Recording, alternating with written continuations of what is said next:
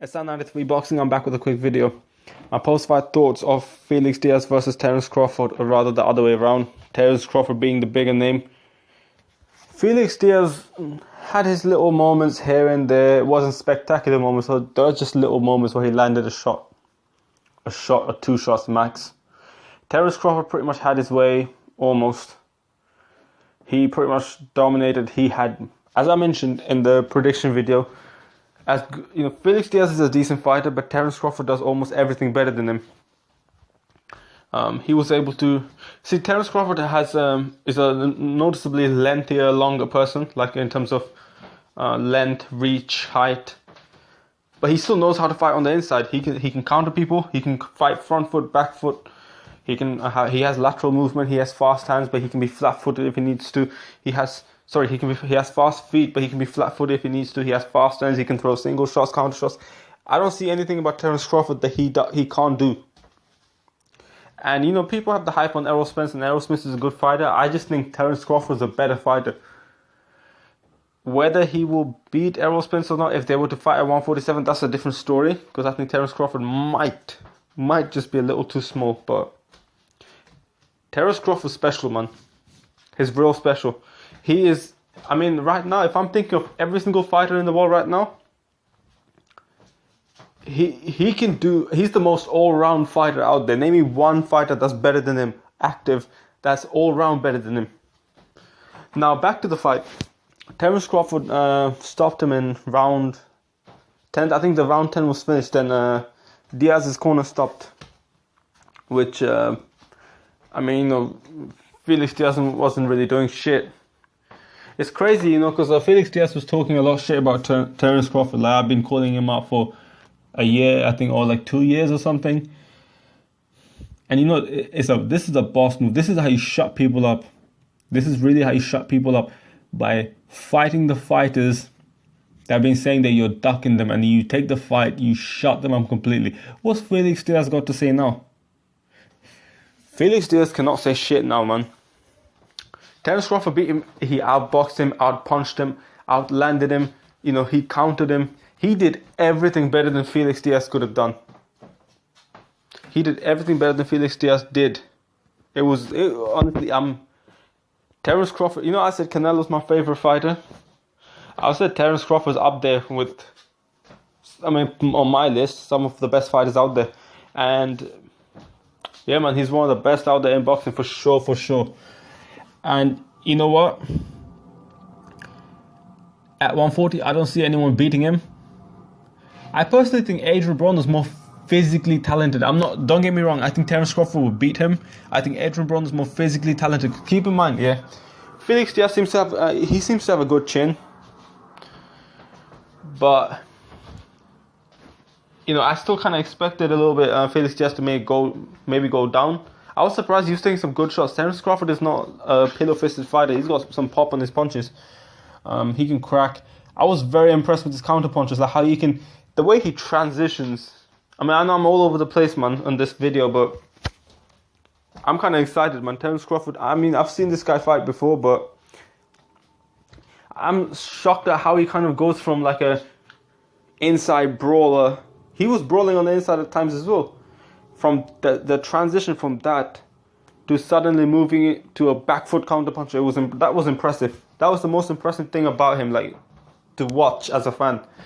And he's calling out Thurman. I personally think, like, going to the 140 thing, I personally think there's no one that can beat him at 140. But what I think is Adrian Broner is more physically talented. I think he's more quick twitch. He's got like a quick twitch speed to him. Like, he's the sudden speed. I think he's got it more than Terence Crawford. Even though Terence Crawford is super fast. I think Adrian Broner might hit a little harder. There's probably a bit more shock value to Adrian Broner. Like, you don't see it coming. It catches you by surprise. I do think Adrian Broner has a bit more pop. At least at 140. Yeah. But, you know, the thing about Adrian Broner is he's not consistent with his footwork. He's not consistent with his punch combination. All the talent that he has, he needs to use it more frequently. He needs to jab more. He needs to have more head movement. He needs to have more foot. He needs to use his foot more. See, he needs to do a lot of things more that I've seen him be able to do. but he doesn't do it enough at all. At all. He needs to jab more. He doesn't do a lot of that shit. He sort of does. He looks spectacular for a few seconds, then he admires his own little work that he's done for a few seconds for the rest of the round. And he's calling out Keith Thurman. Terence Crawford's calling out Keith Thurman. Look, a lot of fighters recently, since last year, have moved up one division to fight. I mean, Americans went up over 1.5 division. Kell Brooks went up about 2 weight divisions. Andre Ward went up a division and on paper beat Kovalev. I personally thought Kovalev won, but it was a competitive fight. Andre Ward took that challenge. Canelo beat Chavez as well. Chavez didn't do shit really.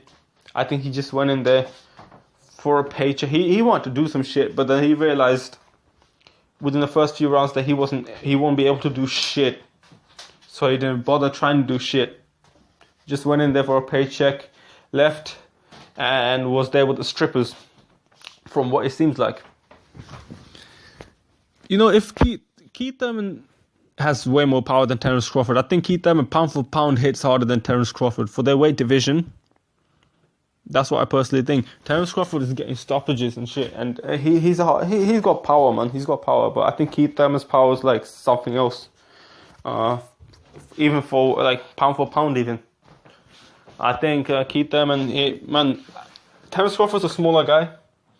He might be taller than him, but Terence Crawford is like hurting light welterweight. So if he steps up to welterweight, it might be a bit too difficult. But then again, you never know how he acclimates to that weight. Even though Keith Thurman, I feel like is stronger. I feel like he's more experienced against better oppositions. And they both have fast hands, fast feet. I just think Terence Crawford is way more skilled than him. He can fight on the inside well. He can fight on the outside well. I think he's a very good back foot counter puncher. I think he's a better one at that than Keith Thurman. I think he can do a lot of different things and a bit better skill wise. Terence Crawford is better in my opinion. Some things he can match. Like I think the jab. Terence Crawford's jab is amazing and he uses it. Not amazing, I'll say, but it's very good. He's got a very good jab, and he uses it very often. He throws a lot of straight shots as well as hooks. Keith Thurman, even when he tries to throw a straight shot, it turns into a not so straight shot. And Terence Crawford can throw some straight shots, like, you know what I'm saying? His punch variety, and he's just better overall, man. He's just better skill-wise overall. If Terence Crawford can beat Keith Thurman, right, at 147, with all those titles that Thurman has on the line, then on my subjective pound for pound list, it's all subjective, right? Pound for pound, like Travis Gotti, for example, I was on his live chat, he said he feels Andre Ward is number 1 pound for pound, and I can see why. Andre Ward accomplished so much, and on paper he did get the Kovalev win, even though I think Kovalev should have won that, it was a close fight that could have gone either way. And he got the win. It wasn't like a daylight robbery, like a bad one. I feel like the Thurman Garcia, I know people will disagree with this, but Thurman Garcia fight I think was more of a robbery than Ward Kovalev. That's honestly, and I have no problem with Thurman Garcia either. So, with all that said, I think Andre Ward could be the best pound for pound. I just think, pound for pound, as I said, is subjective. In terms of ability, I like to put ability as well. I like to look at people's different ability and think who might be better in their weight divisions. And I think Terence Crawford, I'll put him above Andre Ward for sure. If he beats Keith Thurman. Because, yeah, man, I'm really impressed with Terence Crawford. Do you think the fight will happen? I don't think the fight will happen anytime soon. I think Keith Thurman, he might just think, Terence Crawford, I'll beat him easily. But at the same time, he might think, hey, what's the point fighting this guy? If I beat him, they're just going to say, you just beat a light welterweight rather. And Terence Crawford's not necessarily a big name. I'm fairly sure with Keith Thurman with 2 titles coming off a Danny Garcia win, will be looking to face bigger names. Names with more reward and like whether it's reward on your legacy and money. He'll probably look at both. He wants monetary rewards as well as like rewards that will help your legacy. So I don't think the fight will happen anytime soon. I'll be surprised if it does happen. This is a high risk, like a relatively high risk fight for Keith Thurman.